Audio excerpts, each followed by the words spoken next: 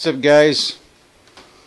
Coming at you in the shop today with a little update vid on the trunk wall 2.0. Now that you guys have seen the sub vid and the reveal of my subs, I just wanted to show you guys what I've been working on. I got this all finished up and cured. It's ready.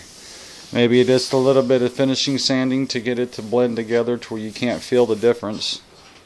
You know, you're gonna see it, of course, the difference until I'm done with the with the paint job on it. But it's ready, it's cured.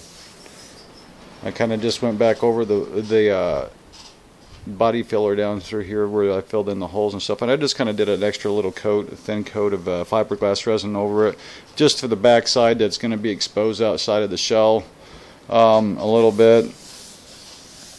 I did a thin coat over these. You can't really see it because it blends in really well. But I did a thin coat over these and a few other little details. But man, that wind is blowing today. But it's giving me some ventilation. We're getting a little bit of hot weather that's blowing through. We'll be back down into the 60s and 70s tomorrow.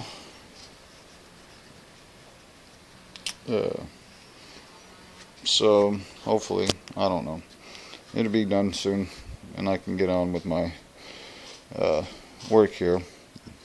The weather's always been messing me up ever since I got it, but you guys can see that I'm messing with it. I'm feeling it. I'm just noticing I did a second coat, and see I did a little bit I did the body filler because I didn't want to cut this apart yet to see if bringing this out would change the tuning enough for the new subs, for the sound cubes. I wanted to bring the tuning up to at least their freer resonance, so I'm hoping this will bring it up to 33 hertz, if not a little bit higher, between 33 and 35. I'm hoping for this little increase adjustment here, and by the time I'm done, this will look just like part of the port. It'll go in just like that. And when I get it all centered and lined up where it's supposed to be, which I spent a lot of time to perfect it, but as you can see, it does not stick out around the port at all. You see? It's going to look just like it's part of the port, right? Fuck, if I wanted to, and if this doesn't work out, I wanted to do a burp. I guess I got a little bit of a burp port now. But no. I didn't want to cut this port out yet and go buy another kit, until I got ready to figure out what I was going to do. And like they say, it's better to try something different, and this is something different, to change the tuning a little bit and give me a little bit more efficiency from the inside, which was a bitch to get these cut out. I didn't think I was going to get to reuse this box, but I'm reusing it. It's coming out beautiful, and when I'm done, it'll be pretty damn flawless. This is, going to give me that tuning. It'll be at 5.75 cubic foot, and it'll be, hopefully I'm going between, for that 33 hertz tuning. So the 33 hertz tuning will come out good. Of course, I'll put a little bit of a rope cock around on the inside between these two for a gasket. That way I get rid of my vibration sound that I was having. That was what it was coming from when the subs would hit. You could get a little bit of rattling sound because I didn't put any gasket in between this and the box, and I should have. Just an FYI, guys, when you're working with an aero port, if you want to get a little bit more efficiency, and this is the way I have had to learn it, and I did it with my clients' build with the single HDS 3 D2. Of course, I've got the D4s that are going in this, but when I don't know, I'm going to upgrade my amp here pretty soon. I'm saving up for that. I got to sell my other setup still. I've had a couple people that said they were interested in it, but I have no buyers yet for it. But I'm trying to get rid of the two BD312s in a 4-cube box, and I figured it was a good price. I figured $250 was, a good negotiating point. It's not, I'm not dead set on 250, but you know, I'm not gonna take, you know, no less than 200 for them and the box, because I got more than that into them and the box, and that's gonna be a little bit below the halfway point what I got invested into that box and those subs. So, well, that's what I'm at with those. And this one here, I got a lot of money invested into this build this year, so this is gonna have to come out perfect or I'm screwed.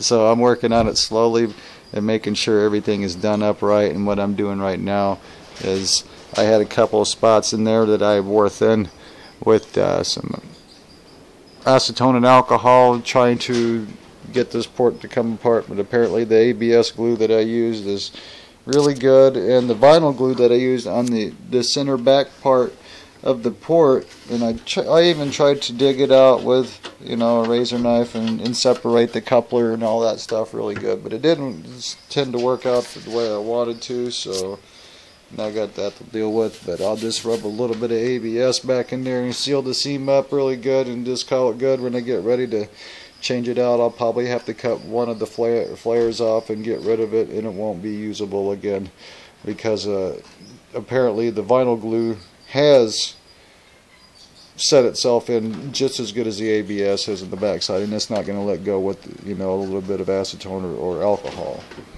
It's set for life. So there's that. So this is how I'm going to change the tuning before I go ahead and you know, spend money on any more parts or anything. I want to get this box in and sounding good. I figured this would be the best way to get on it, right guys? And I am building boxes and, you know, and learning new styles and techniques and stuff, and this is kind of like the learning curve, you know. When you're doing something and you want to do it right, you have a little bit of a learning curve.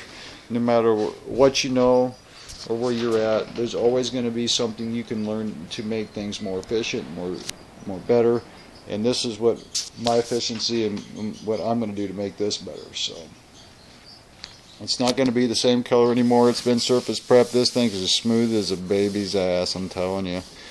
There's a couple of little rough spots back over here that I got to sand down smooth so I can apply the paint, but I'm going to start painting it hopefully this evening. So you guys will start seeing that vid come up when this is done being painted. You're going to see that. But with the wind blowing today, I don't know. I'm hoping to get the surface prep, and I got the shell to, there's the sides of the shell that I got to get to the top, and I'm going to get them glued together and get them clamped up and get them ready for paint and prep as well. So alright guys, with the wind's picking up and I need to brace down some stuff for now guys in the shop, so I can get to working on this.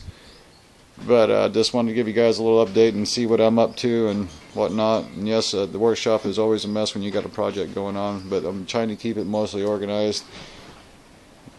Managed to keep most of the sawdust picked up at least. So none of it sticks to this as well. Alright guys, till later. Peace out.